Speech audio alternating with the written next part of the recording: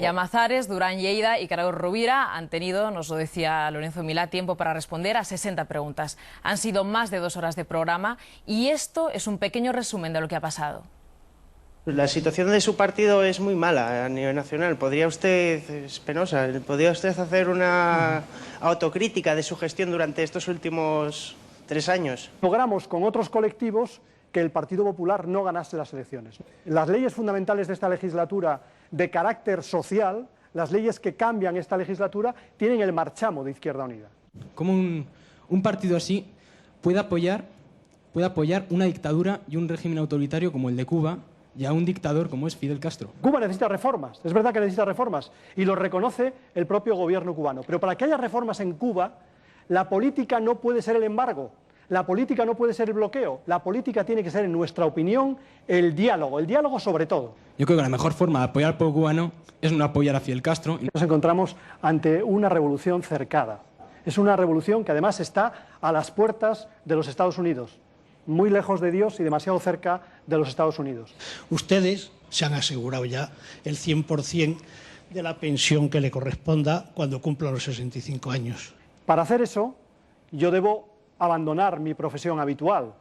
La conclusión de eso sería que haría política, la misma política que lo hacía en el siglo XVIII y en el siglo XIX. Los propietarios, los que tuvieran rentas y, por tanto, los trabajadores del metal, o los médicos, o los profesores de la escuela no harían política.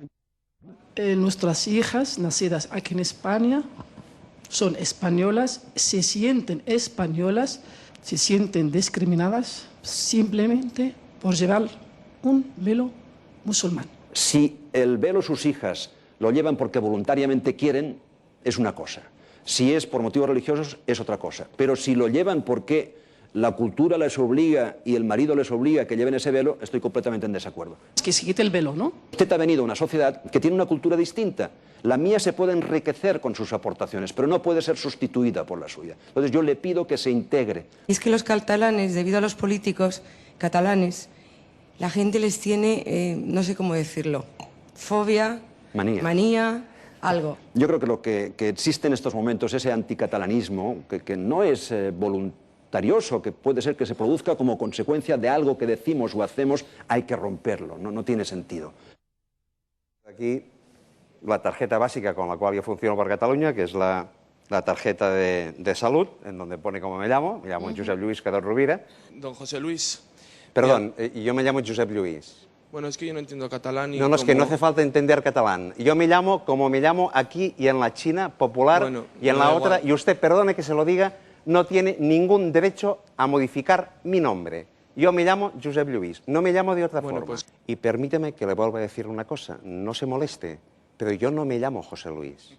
Si ustedes en 300 años, desde el 1714 hasta ahora, no han aprendido siquiera a decir Josep Lluís, pero en cambio saben decir Schwarzenegger o Sebernache, ustedes tienen algún problema, no yo. No, ningún interés por aprender catalán. No Gracias. Yo. Si ustedes no tienen ningún interés por aprender catalán, ¿cómo quiere usted que en Cataluña haya gente que se quiera quedar cómoda en un Estado que expresa este menosprecio por la lengua catalana que acaba usted de tener? Ya lo entienden, ¿no? Si Cataluña consiguiera algún día la independencia, tanto el Barcelona como el Español, ¿en qué liga de fútbol jugarían? Esa es la pregunta. Yo llevo muchos años jugando en el Barça y también me gustaría a mí saber, porque esto es un futuro para nosotras. Son puertas que de verdad, si tenemos la independencia, se nos cierran. Y no solo para nosotros, un Ronaldinho a lo mejor no le interesa jugar contra un Girona, con todos los respetos para el Girona. Sinceramente, si este es el único problema que tiene la sociedad española, el único reparo al hecho que un día, democráticamente, si quiere la sociedad catalana independizarse, yo creo que esto lo podemos arreglar sin ningún género de dudas. Cataluña, ¿qué es lo que quiere tratar? ¿Una república para Cataluña, adelantarla, o una república para toda España? Gracias. Yo soy un catalán de izquierdas y republicano, y ya lo he dicho al principio, yo creo que no estoy aquí para, como dice el lenguaje juvenil, venderles a ustedes una moto. Yo no voy a decirles aquí nada distinto a lo que digo en Cataluña. Yo soy independentista, y además creo que ustedes ya lo intuían o ya lo debían saber, y por lo tanto lo que yo quiero para Cataluña es una república.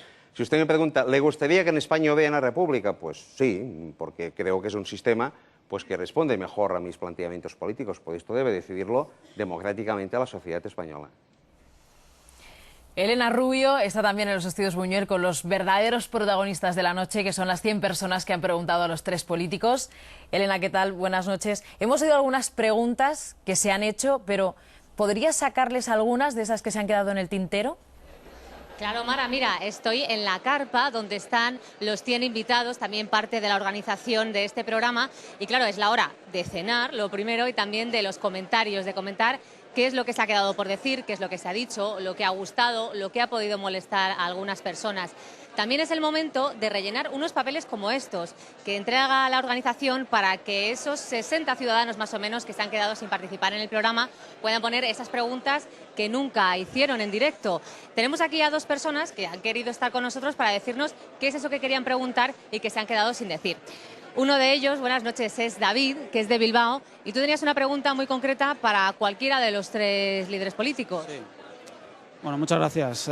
Mi pregunta es que para que el sistema electoral fuese de verdad democrático, las listas electorales deberían de ser, a mi entender, listas abiertas y sobre todo desbloqueadas.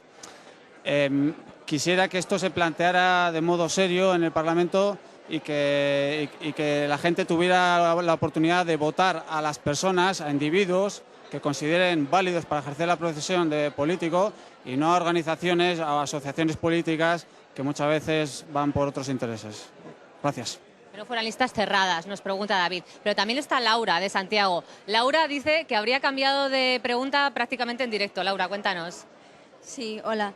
Mi pregunta, bueno, era bastante genérica para cualquier político, era sobre la sanidad, sobre cómo mejorar las listas de espera, pero en vista de cómo fue evolucionando el debate, pues me gustaría contestar a una opinión que dio el señor Carod Rovira en cuestión de a una compañera que preguntó y que dijo que, pues, que ella no tenía interés de aprender catalán. Y yo soy gallega y hablo en gallego, y el gallego es un idioma para mí como el castellano, pero jamás le impondría a nadie aprender el gallego y no echaría a nadie de mi tierra, de Galicia, porque no supiera hablar en gallego. Y yo, el gallego para mí no es un dialecto, sino que es un idioma, pero nunca le impondría a nadie el hablar en gallego. Y para mí eso es democracia. Entonces él, que se considera democrático, no entiendo por qué puede decir, o sea, imponerle a alguien hablar el catalán, y al mismo tiempo decir que es una persona democrática. Muchas gracias, Laura. Bueno, ya habéis visto 2 cosas que se han quedado por decir, pero bueno, hay muchísimas más. Nos han hablado también de preguntas de educación. Más preguntas les gustaría haber hecho a Gaspar Llamazares sobre la ley de memoria histórica. Luego también hay mucha gente que no se ha sentido respondida por los políticos, que han visto que, bueno, que todas las cosas siempre acababan dándole la vuelta a la tortilla para dar la respuesta que de alguna manera les favorecía.